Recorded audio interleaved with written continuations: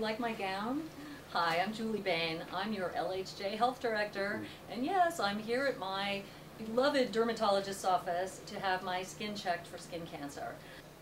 Julie gets it done once a year.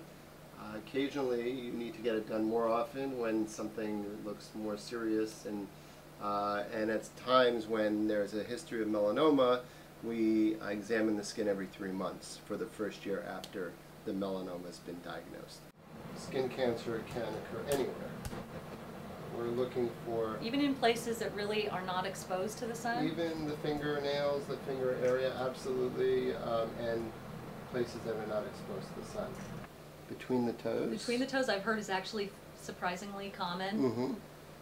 I guess you don't put sunscreen there and the sun can get there. Right, and again, the genetic component is important to remember. I have this spot on my hand that I hate. You know, it looks like an age spot.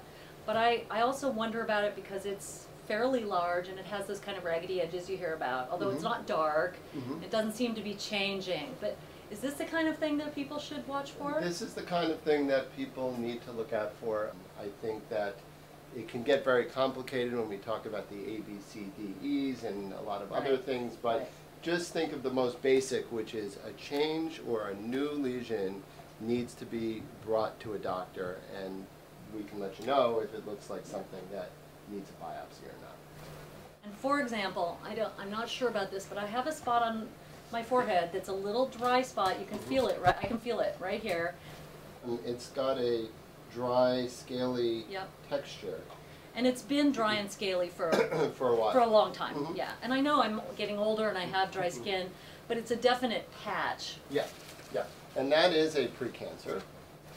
Solar keratosis. A small percentage of these do turn into squamous cell carcinoma, which is a skin cancer that we get concerned about. So these are very treatable, and if you treat them, your risk of developing that cancer in the spot is close to 0. And this is a good way to do it. Here we go.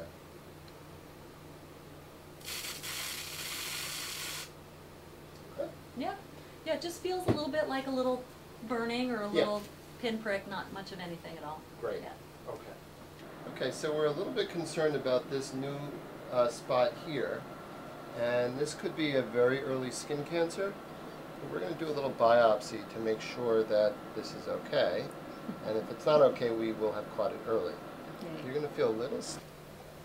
Now I'm back in my office, and I got really good news. Turns out that both of my spots, the one on my forehead and the one on my chest, turned out to be precancers. Woo! That's what prevention is all about, and it's why getting your skin checked regularly is so important.